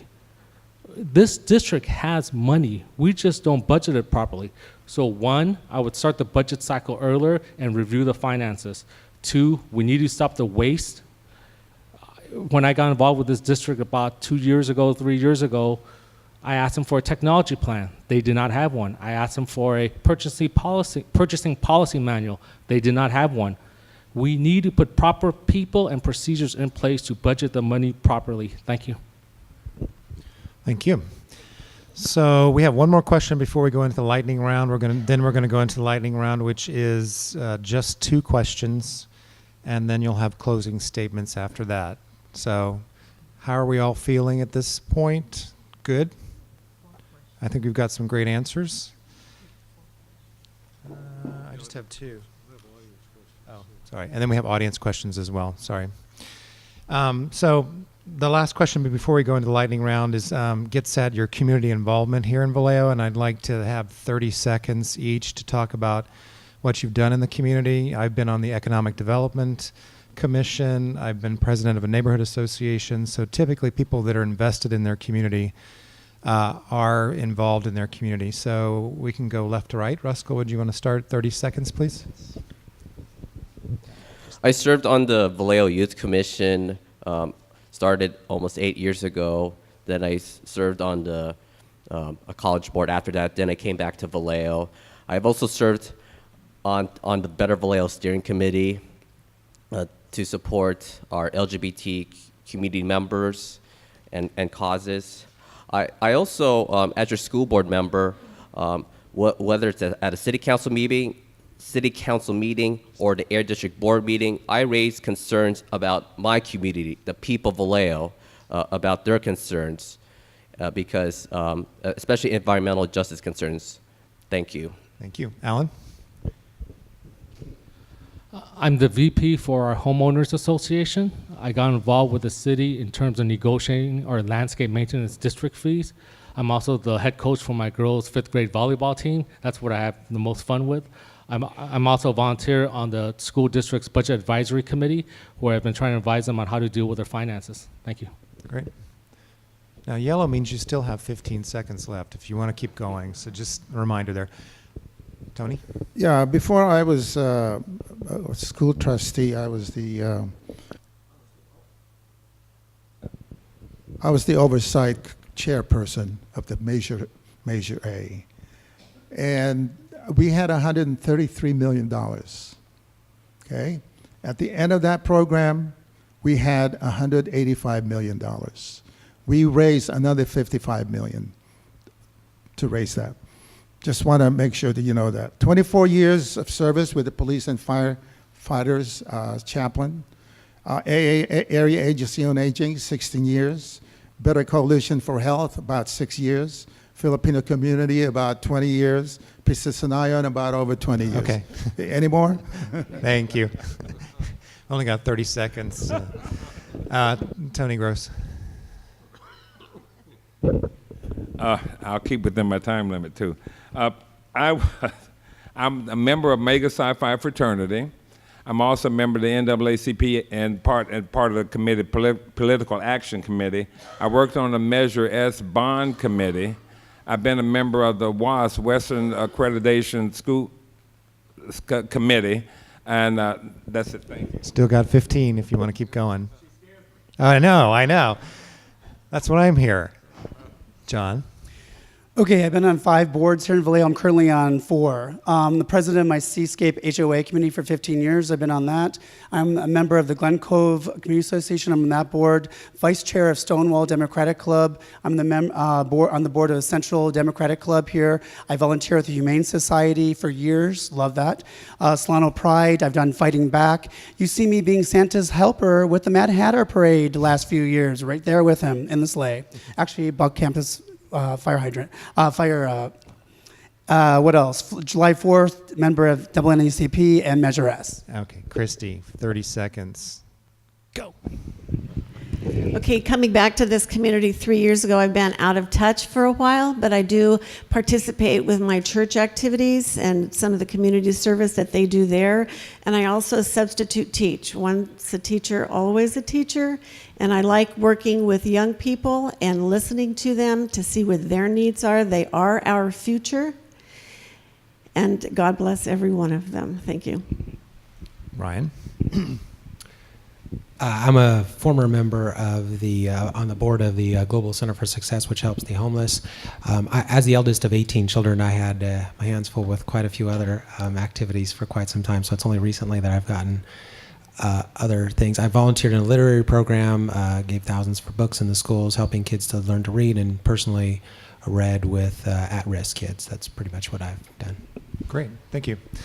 So that was sort of practice for the lightning round that we're going to go into now. So 30 seconds is 30 seconds. You now know what that feels like to have 30 seconds. So the last 2 questions each of you is going to answer, and we're going to go to my left to right and then reverse the order for the second question. First question is, what rules of order are currently being applied at school board meetings? And do you think they are operating efficiently? Why or why not? And that's a mouthful for 30 seconds, but identify which orders. Why do you think they're operating efficiently? Why or why not? Ruskell?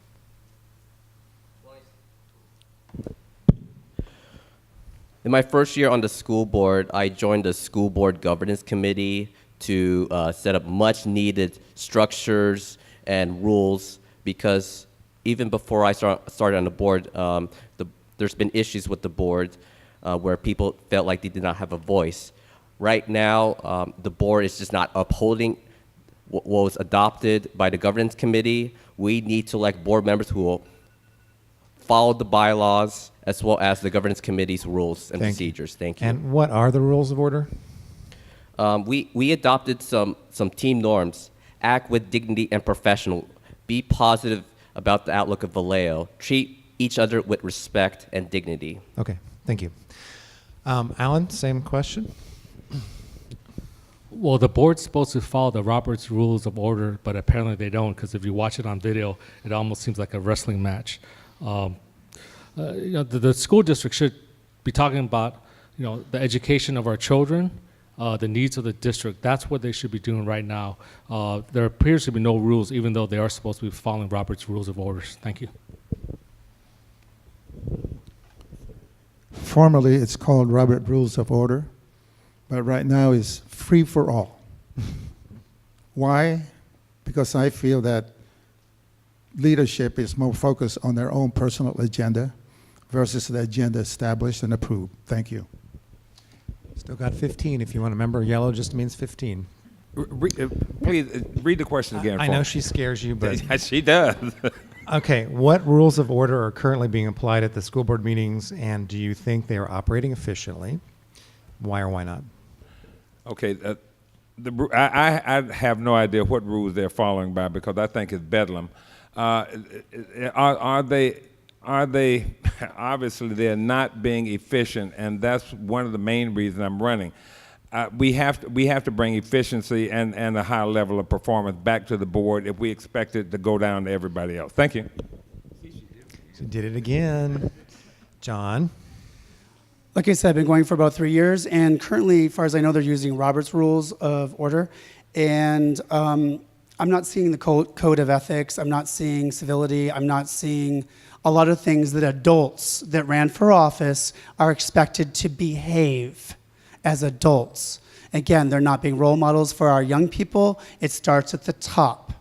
So there's a lot of personal attacks going on, a lot of personal agendas, and conflict of interest. Look back at the last meeting.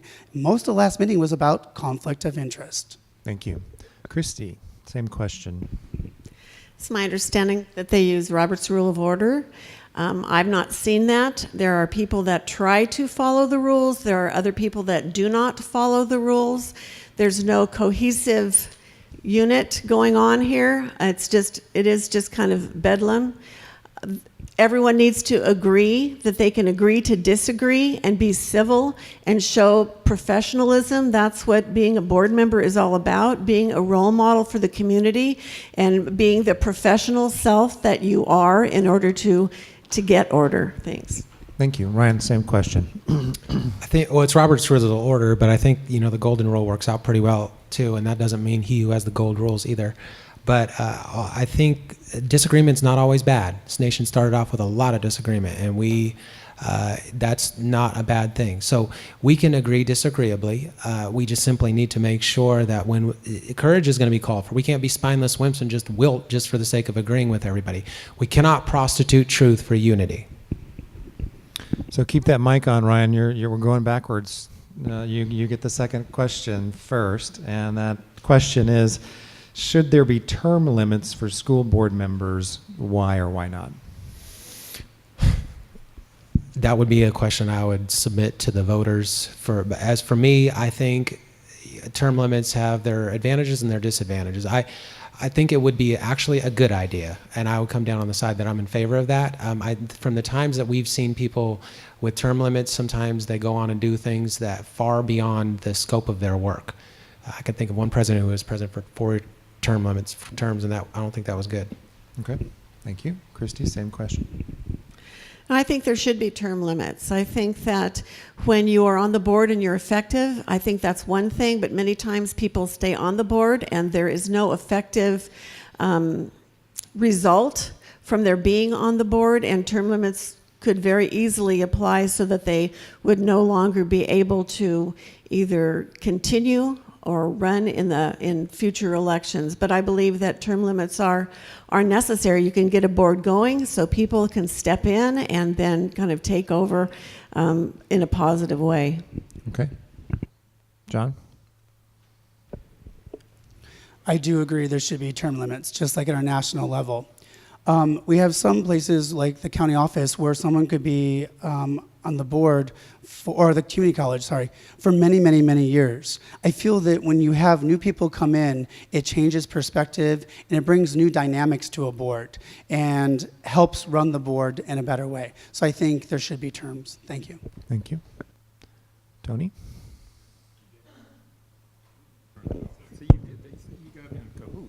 Okay. Yes, I probably do believe in term limits. I think that if a person, when a person gets in the office, if they're doing a good job, then that job will continue, not necessarily predicated on his or her being there, but it has to be something that's been institutionalized. So if they're that good, they have that kind of power. So I think you should give it to somebody else. People should have that chance. Thank you. Thank you. Yeah, was better. That was better. Term limits, Tony? It depends on how long you're talking about it. You know, there's a lot of learning curve. The learning curve is incredible, especially the first 2 years. And one really starts getting creative the second term. I would suggest terms of no less than 2 terms, but certainly no more than 3 terms. And, you know, I didn't get creative till about the 5th year, to be honest with you, and able to accomplish it, learning how to work with people and how the system works. Thank you. Great. Thank you. Yes, I would advocate for term limits. You know, society changes, our demographics of our city changes, our ed code changes. It would be good to have term limits. You can bring new people in with a different perspective that reflects, you know, A, how our city has changed, and A, how education has changed. Thank you. Thank you. Yes, I support implementing such a policy of term limits. We need to have it similar to the city council where no one person shall exceed 8 years. They must take a 2-year break to have someone fresh come in and pick up and the direction the board previously set and make some much needed changes. Thank you. Okay, great. Well, that was the lightning round. Thank you. That's what 30 seconds feels like. We're on to audience questions now. And we have 45 seconds, so you have an additional 15. That means when the yellow card's up, you have 15 left. Okay. So, and the first question, do we go left to right? Or? Either way. So we're going to go left to right, then right to left. The first question is, can we get a different curriculum for schools besides, quote, Common Core, unquote? Can we get a different curriculum for schools besides Common Core? Roscoe.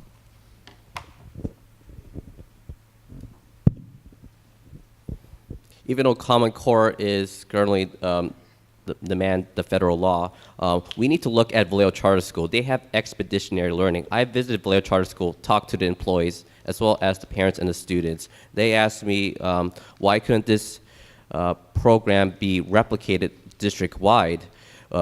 So yeah, we need to allow our school sites more autonomy to implement what Vallejo Charter School is doing, and also bring forward ideas what other school districts with similar demographics, similar challenges, what best practices they have in place that's working, bring forward to the district, and have each school site implement what they want to implement. Thank you.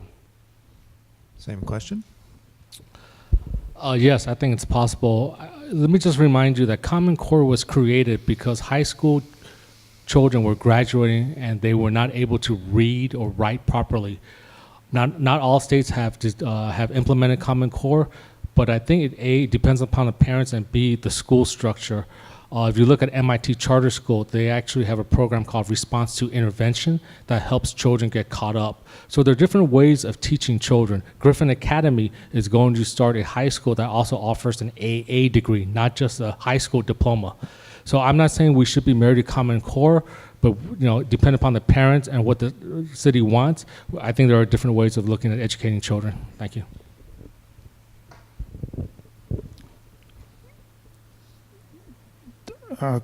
Get different curriculum versus Can we get a different curriculum for schools besides Common Core? Common Core. Yeah. Well, it's national requirement, so we have to stay there. But on the other hand, we are already practicing options for other schools. Mare Island Academy, Health Academy is already in existence. Engineering technology at Highland Elementary School. A language school at Cave Elementary. So we have both end. So it's not that we are limited to one. We're able to do both and expand to the programs that the parents in particular are working on. So we have both, David. Okay. Thank you. Okay, Common Core. Let me just say this first. Common Core is a series of standards that the set has state that actually is a good thing, because it's, if you remember back in the day, we used to have something called scope and sequence, which it told a person what a second grader should know, a third grader should know, a fourth grader. So these are standards that teachers have finally, and that they know they need to be teaching to. Now, you've heard people talk about different little programs that augment these standards. Those are things that teachers, that are at the discretion of the teacher, that are able to use. But I think those standards are very important. We still get to pick our textbooks, but I think it's really very crucial that those standards stay in place. Thank you. John? Nationally and local and our state, we have Common Core. That's what we have to do in public schools. And as a teacher, I use Common Core, whatever's been adopted by our district. Adoptions are millions and millions of dollars of curriculum. I think anything that promotes critical thinking is crucial. We have to promote critical thinkers. Also, for me, for science, there's so many awesome things these days that you can do in your classroom, like I'm doing. I'm doing STEM activities, PLTW, EIE. There's so many great things you can do with Google Classroom, with coding. I do that with my third graders. They're 8 and 9 years old. So I'm told what I'm mandated, again, public schools mandated to teach. I don't have a choice. I'm mandated to teach, but then I also have a little wiggle room to integrate and use other things. Thank you. Yeah, Common Core are the standards that we've adopted as a state, along with several other governors throughout the United States. And it basically is to make sure that our students can compete with other students and know the same material. So the curriculum that we use to address the Common Core can certainly be looked upon, and there are different years where we adopt curriculum depending upon what the discipline is, in English, social science, science, whatever. However, what I understand from teachers is that many teachers feel as if the Common Core allows them to teach more innovatively than they had prior with the old standards that we used in California, the California state standards. So once again, there's Common Core, which are standards, and then the curriculum that we adopt. Thank you. A Common Core, I believe, was initiated by Bill Gates. I think it was good intentions, but I think the road to hell is paved with good intentions. I think it was a disaster, personally. Also, we did not vote on this. We did not ask for this to be, parents did not agree to this. I have a severe problem with that. I think the social programs need to be severely curtailed. We don't need to be training kids on sex ed when they don't even know how to read and do math. I don't think we even need sex ed in the schools at all. 110 million Americans have STD, so not sure who thinks sex ed is arousing success. Civics, history, comprehension need to be increased big time. Studies show 90% of the people in this room can't name the 9 Supreme Court justices. That's a problem. Radical problems call for radical solutions. We need local control, not the NEA. Okay, we're going to stick with you, Ryan, for this next one.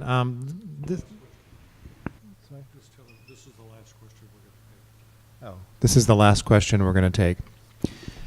So there was a school bond campaign of 1997, that's going back quite a while, this is from the audience, that invalued scores of volunteers from a wide section of the community. In other words, they didn't participate in that.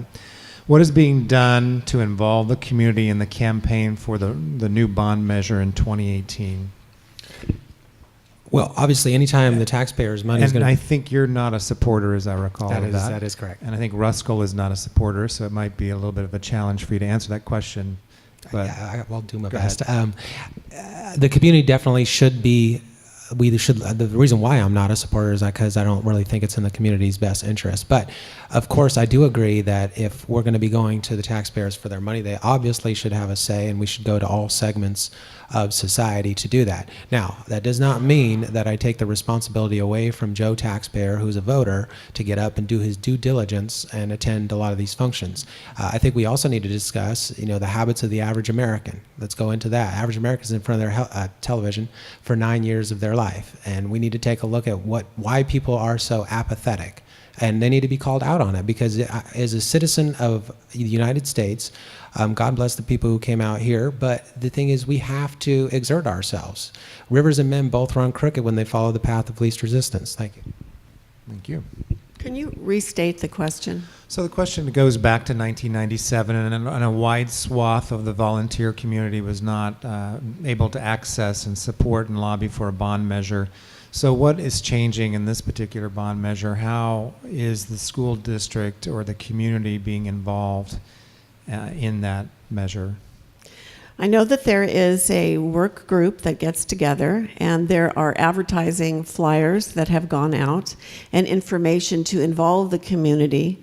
A couple fundraisers, I believe, are planned or may have already happened.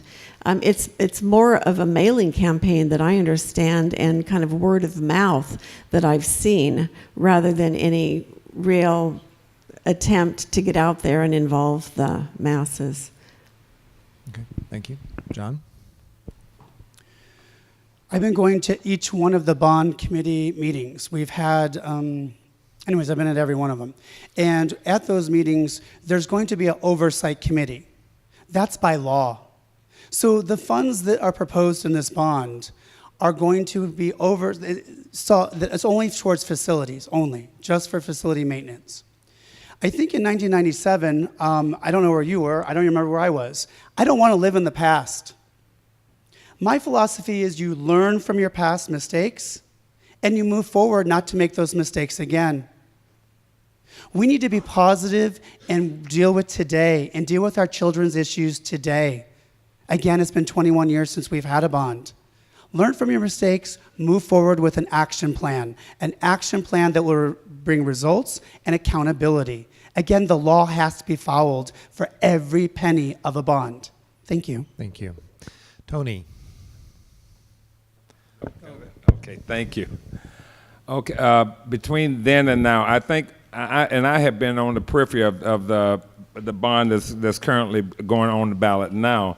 I think what I see is there's a bit more political action on the part of the people who are supporting the bond now than it was 20 years ago.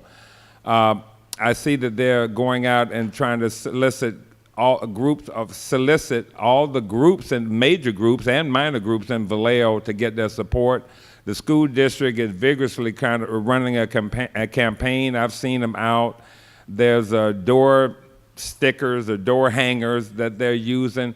And it looks like, because I remember the last one too, it looks like that they have learning their lesson from the past and becoming more diligent about having community outreach. Thank you.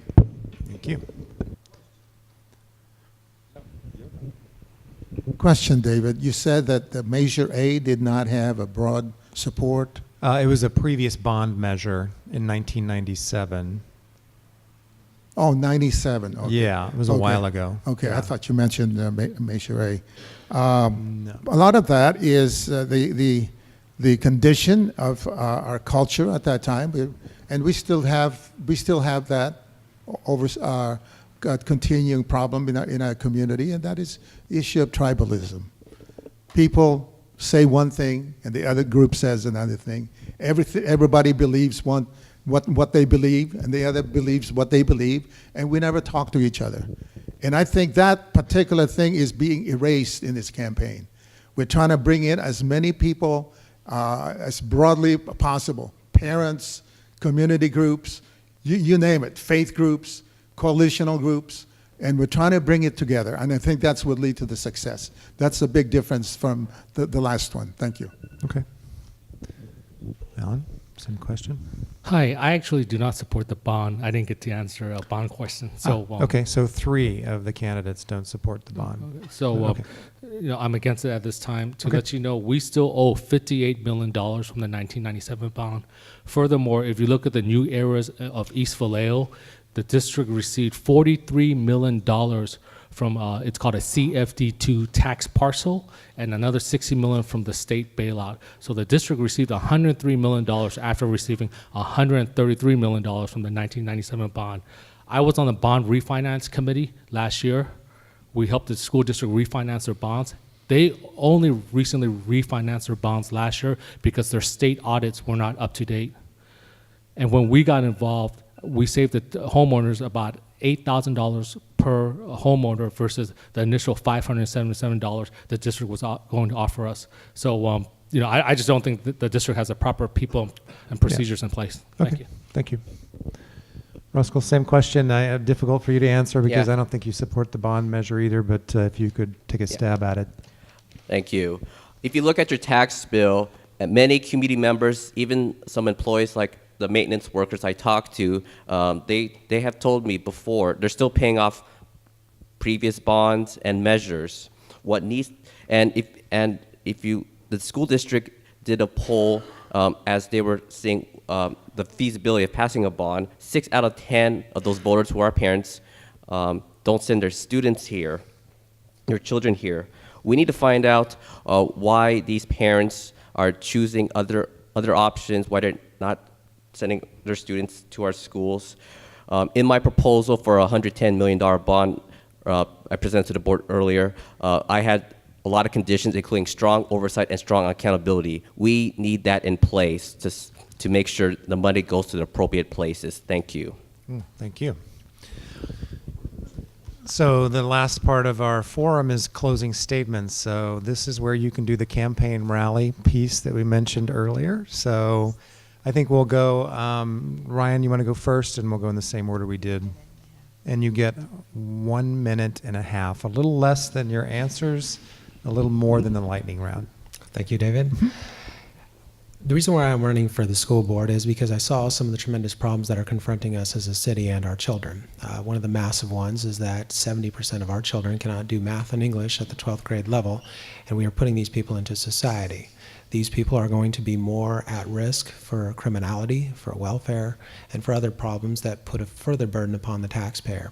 So I think this is something that definitely can be faced if it's effectively looked at the roots at. We can't keep looking at the fruits, we have to look at the roots, because there are deep roots to these issues that have happened over decades, long before I was born and some of the people in this room as well. So to take a critical view of that is going to be interesting. Now, it can't fit into a 2-minute blurb, it cannot fit into a roadside sign, and it cannot fit into 3 paragraphs on a website. So I have a website, it's called masanonews.com. I have about 32,000 hits in about a little bit over a month and a half. And I would invite anyone who wants to critically and thoroughly examine the issues to go to that website and look at exactly what the roots of our issues are and what the solutions are. And counter ideas are welcome as well. There's even a place for comments. I want to also talk about if we do not solve this at this time, we are facing a choice where either we take critical steps now to end this problem, or we have this problem and the ability to end it in the future is going to be gone. Thank you. As a community member, I want our schools to be safe and productive learning environments. And right now I'm concerned with the shape of the district and what we're doing. There are many areas that need really immediate attention. As a board member, I would focus in on 3 areas: enrollment, safety, and academic achievement. Okay, currently there are 23,000 school-aged children in this community. And yet Vallejo schools only school 12,400 of them. Where are they? We can't say that charter schools are taking all of them. There are only about 1,500, 1,600 students in charter schools, so that leaves about 8,000 students that are unaccounted for. We need to figure out ways that we can bring these students back, which includes safety and academic achievement. Let's take the issue of safety. We started out the school year with 20 fewer teachers in the classrooms than we need. We need to start out each year with a permanent certificated teacher in the classroom because safety starts in the classroom. And where there's a safe classroom, it goes out to the campus. Academic achievement. Our graduation rate is one of the lowest in the state, as is the achievement levels.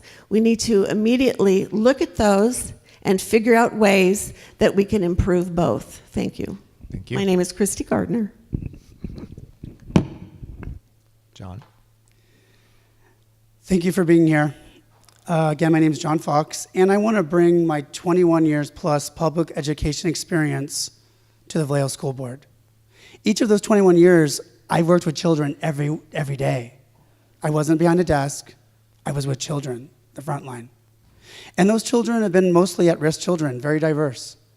I've learned a lot on how to work with closing the achievement gap. It's a very difficult thing, but we need to work on that here in Vallejo. We also need to work on our graduation rates and get our children motivated into why to graduate and why to stay in school. Connect them with school, build that relationship, show them why education is important, and show them what they can do and be in their future. I also told you about the many places and organizations and boards I'm involved in here in Vallejo. Because of that, I have many resources and connections to build with businesses and with individuals in our city. I'm also honored to say that I have so many endorsements because of that, because people see my involvement. They know my passion that I'm an advocate for our students. The last endorsement was the Chamber of Commerce. That was very honoring. But also our mayor and our vice mayor, Mike Thompson, and just going on, the list is too long. I want to work with people, and my endorsements show I can work with people. Thank you so much for being here, and I hope you'll consider me November 6th.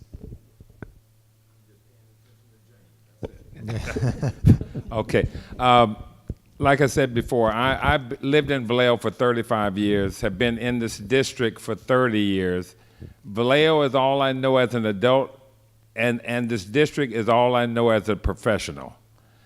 I'm actually appalled when I see the lack of direction that the district is going in, and I'm getting on the board because I need to redirect this district. I have 2 kids, grown now, still homegrown, who graduated from this school district. I have a grandson that will be entering the school district. So I'm vested in the quality of education that they have to get. We can do a much better job, and many of us have seen the district do better. We've seen it do better. Now we're hearing a lot of negativism about the district, and you know, that just comes up. But the bottom line is I want to get in the district, I want to redirect it, I want to make it what it really can be, and I want a district where people run to, not run away from. Thank you.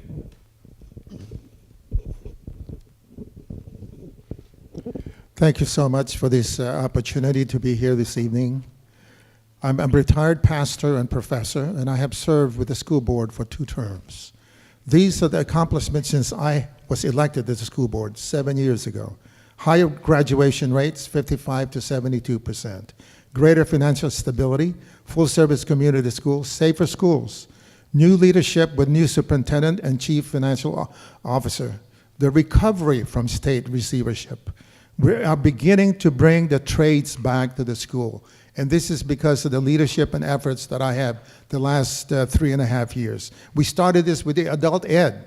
We had 30 students. 15 of them are now in apprenticeship program. And the second class just started. And that will go on. I have been faced with cutting the budget, and I made sure that the cuts were away from the classrooms. 65% of children entering grade school this year will end up working in careers that haven't even been invented yet. Recently, I recommended the school district develop a computer science program. That would be a digital center at the end of my third term. Steps are now being taken to initiate the program for next year. I am in conversation with code.org, and they will help us train 25 to 50 teachers this coming year so they can start next year and start that computer program. The computer science is to address the future workforce demands of our nation and the world, thus to be future ready. Thank you for the opportunity to be here this evening. Thank you for the forum. I grew up in the city. I went to Vallejo schools. Hi, Mr. Soroyan. He was my Silao Junior High principal. I graduated from Vallejo High. When I came back here after college, I was appalled to see how this district has deteriorated. We have some serious problems in this district that we need to admit to. It's not about being negative. It's about being honest about the condition of our schools. Parents are voting with their feet. The charter schools are not our problem. We have to look at our school district and at first admit to these problems and help solve them. I've been on the Budget Advisory Committee. I've been trying to steer them in the right direction regarding their finances. $13.1 million deficit. We can talk all about positivity we want, but that number is not going to fix itself. We have some harsh decisions to make. I'm a finance professional. I know how the numbers work, and I can tell you right now, if this district does not fix its get its financial house in order, it's the children that will suffer when the schools close and the programs are cut. I saw what happened in 2004. I have no desire to go back to that. All my friends who graduate from these schools, when they return home, they're not sending their own children to Vallejo schools. You know, our student enrollment dropped from 22,000 in 2004 to 12,400. The only metric that matters is that parents are voting with their feet, and I want to stop that. Thank you. Thank you to the organizers for this forum, and thank you for being here. My name is Rusko Kayang, your proud Vallejo School Board member for almost 4 years. I've been raised in Vallejo for most of my life and attended Vallejo Public Schools, a proud alum of Vallejo High School. Since starting on the Vallejo School Board almost 4 years ago, I was appalled of the condition it was in. I visited school sites and held office hours to listen to students, employees, and the community to understand their critical needs, as well as come up with ideas to solve problems. While serving as school board president last year, I supported many positive changes, from a creation of a budget committee to stop wasteful spending and prevent waste, to holding town hall meetings with the community to solve problems. I have advocated your concerns as well as your ideas to the school board. We need to elect more school board members who will work for you, who will make positive changes, who will lead our school district with professionalism and with dignity. As your school board member, I like to work on addressing safety, attracting and retaining our teachers and staff, attendance, as well as financial responsibility. I have a track record of not rubber stamping. I have a track record of doing what's right. I will continue to fight for you. My name is Rusko Kayang. I'm first on the ballot with the longest last name, and first for Vallejo. Thank you.